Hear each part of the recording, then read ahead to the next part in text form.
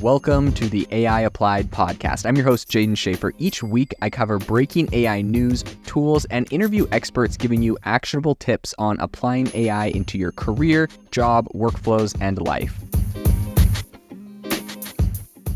Make sure that you go to aibox.ai, link in the show notes, to join the waitlist for our new AI platform. We're going to be launching an incredible platform that allows you to build anything you want with workflows in AI. So you're able to chain together ChatGPT and image generators and audio generators to make really powerful apps for your organization, or you can host them on our marketplace and actually generate royalties from them. So make sure to go to aibox.ai and join the waitlist. In addition, if you like the podcast, if you could do me a massive favor and please leave us a review on Apple or Spotify or wherever you listen to your podcast. This helps me be able to get better guests on here as they check the reviews to see how you guys are liking it. So if you could please do that, I would really appreciate it. One of my favorite things to talk about on the podcast is using AI to help improve the medical field, to help improve humans' lives through science.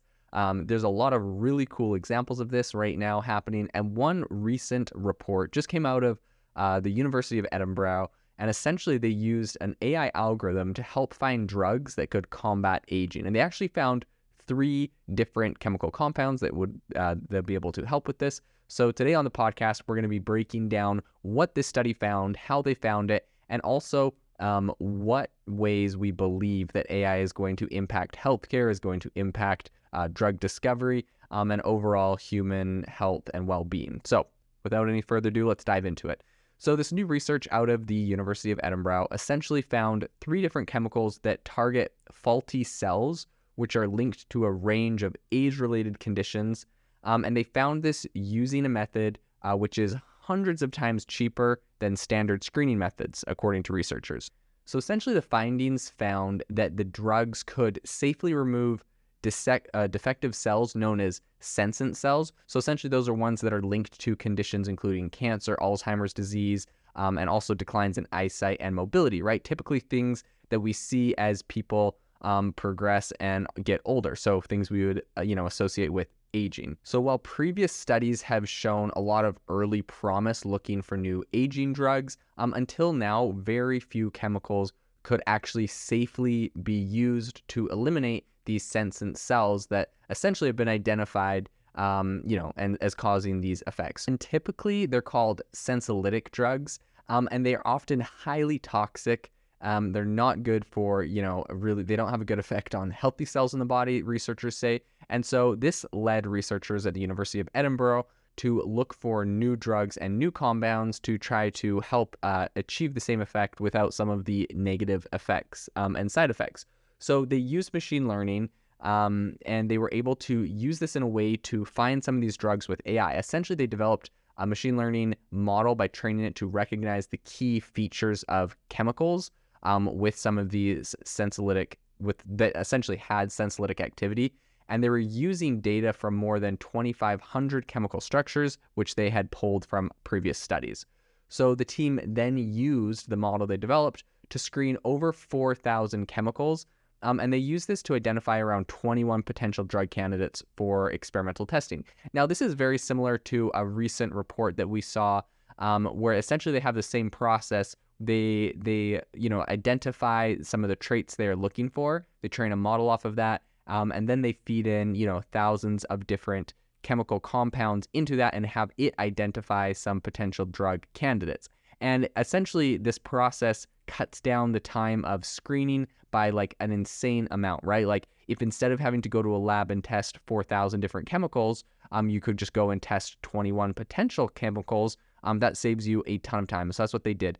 Dr. Diego Aryazun, who was commenting on this, said, "This study demonstrates that AI can be incredibly effective in helping us identify new drug candidates, particularly at early stages of drug discovery and for diseases with complex biology or few known molecular targets." Lab tests in human cells essentially revealed that 3 of those, identified 21 potential ones. They took those to the lab. They did some lab tests with human cells, and they revealed that 3 of the chemicals, one called ginketin, one called paraplocin, and one called oleandrin, were able to remove senescent cells without actually damaging the healthy cells. So this is not something that we were previously able to do. We had compounds that were able to do this, but they were damaging the healthy cells as well. So now they were able to find 3 that did not damage the healthy cells. All 3 of those, I think this is actually kind of interesting, are natural products found in traditional herbal medicine. That's what the team says.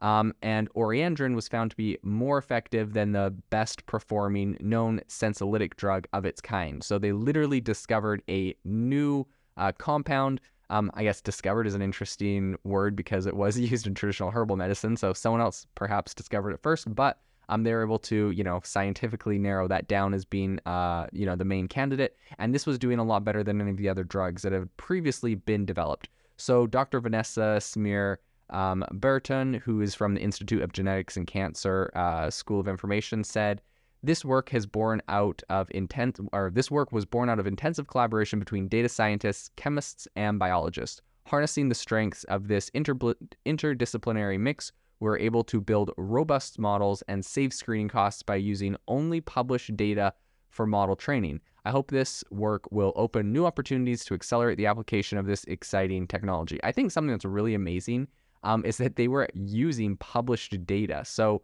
data that already existed, and no one had connected the dots to really identify these different chemicals as being the ones that would solve this problem. So the study essentially, they went on to publish this in the Journal of Nature Communications. It was supported by the Medical Research Council, the Cancer Research UK, United Kingdom Research and Innovation, and the Spanish National Research Council. So all in all, a really incredible breakthrough and discovery. And I really quickly just wanted to bring up the thought experiment right now, where essentially looking at the impacts of AI on healthcare over the next few years and over the next decade, I think is going to be absolutely insane. If you think about it right now, more than 5 billion people around the world have access to a mobile device, a mobile phone. And now that we're starting to add AI onto all of the tools there, right? Think of, for example, Google Lens can now go and identify a skin condition, right? You can point it at if you have some eczema on your arm or some sort of growth or a mole. You can take a picture of it with Google Lens, and Google Lens will be able to identify what that skin condition is. Now, imagine, you kind of extrapolate that a bit and look at maybe not just in the next 5 years, but definitely in the next 10 years. Think of the fact that this AI technology mixed with mobile devices is going to completely democratize healthcare for a vast majority of the world, especially people in underdeveloped areas.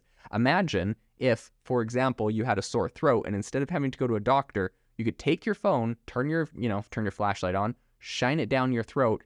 It could just take a look at that, take a picture of that, and it could go diagnose you with what you need.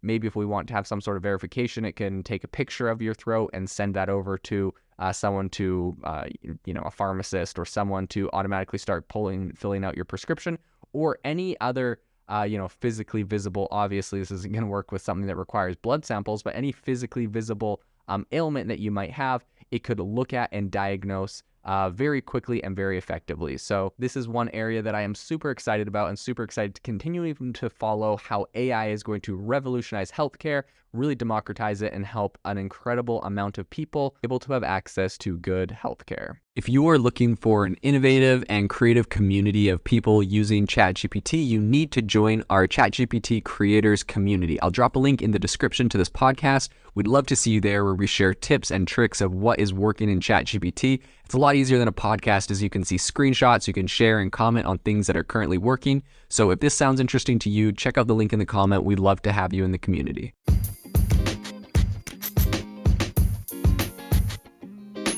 Thank you for tuning in to the AI Applied podcast. Make sure to rate this wherever you listen to your podcasts, and have a fantastic rest of your day.